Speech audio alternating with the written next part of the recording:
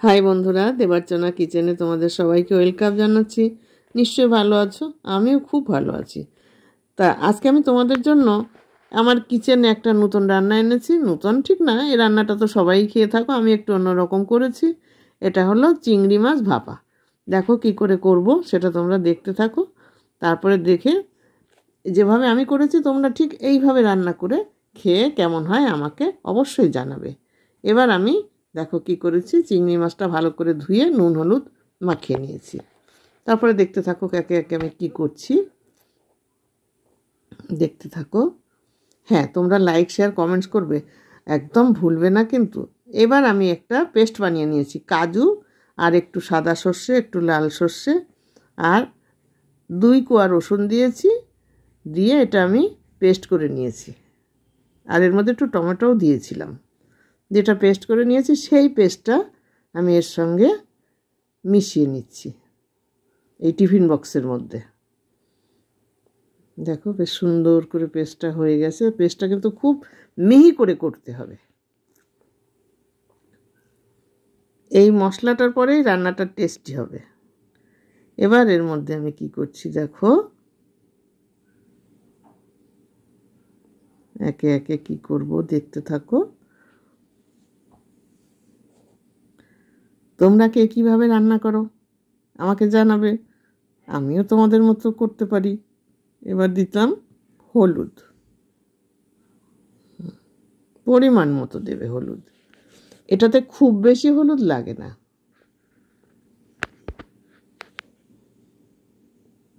দিয়ে দিচ্ছি পরিমাণ মতো লবণ, এটাও তোমাদের মতো।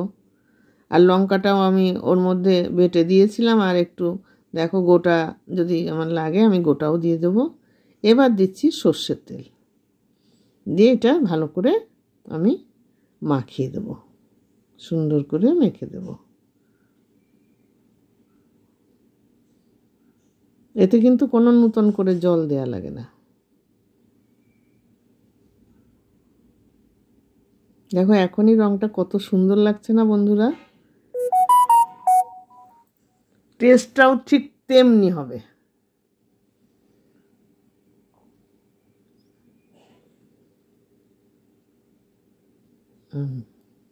হয়ে গেল আমার মাখা। এবার আমি একটু গোটা লঙ্কা দিয়ে দেবো, যা লাগবে সে ডলে খাবে, কারণ বাটনাতে আমি খুব একটা বেশি দেইনি। সবাই তো লঙ্কা সমান খায় না, না।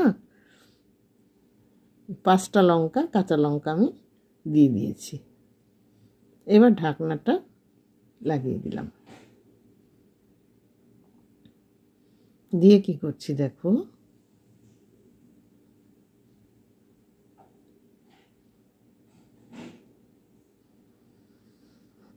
জল ফুটছিল, এটা সরে যাচ্ছে আমার বাটিটা, হবে না, এটা ঠিক করে দিতে হবে। না বসবে না মনে হচ্ছে, বসবে না মনে হচ্ছে, অন্য একটা দিতে হবে, এটাতে বসাতে পারবো না।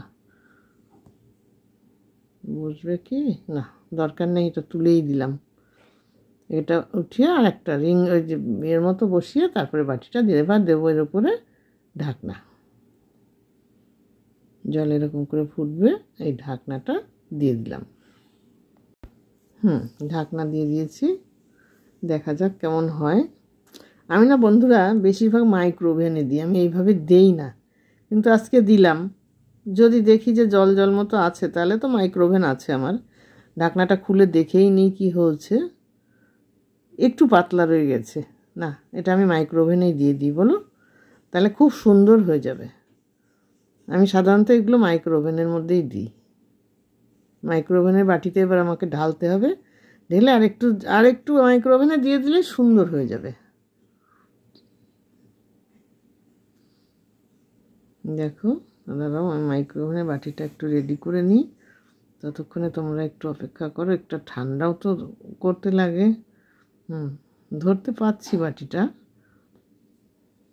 এবারে আমি মাইক্রো ওভেনের বাটিতে হ্যাঁ, মাইক্রো ওভেনের বাটিটা আমি একটু খুঁজে পাচ্ছি না, আমি একটু খুঁজছি বন্ধুরা, তার জন্য তোমরা কেউ মনে করো না। এটাও তোমাদের বলছি, তোমরা তো আমার নিজের জন্য না, তা তোমাদের সঙ্গে বলবো না তো বলবো কার সঙ্গে বলো, একটু খুঁজতে টাইম লাগছে না। পাচ্ছি না, এখানটাই রেখেছিলাম। কাজের মেয়েটা কোথায় রাখে মেজে আমি বুঝতেও পারি না, ও কোন সময় কখন কোথায় রাখে। এই দেখো এইটুকু জল জল রয়েছে, যার জন্য মাইক্রোওভেন আমাকে ব্যবহার করতেই হবে। আমি দেখলাম, দেখি ঠান্ডা হয়ে গেলেও ঠিক হয় না কি না। এবার দিয়ে দেবো, পেয়ে গেছি বাটি। হ্যাঁ, মাইক্রোওভেনে দিয়ে দিলাম, দিয়ে দিয়েছিলাম। এই দেখো এখন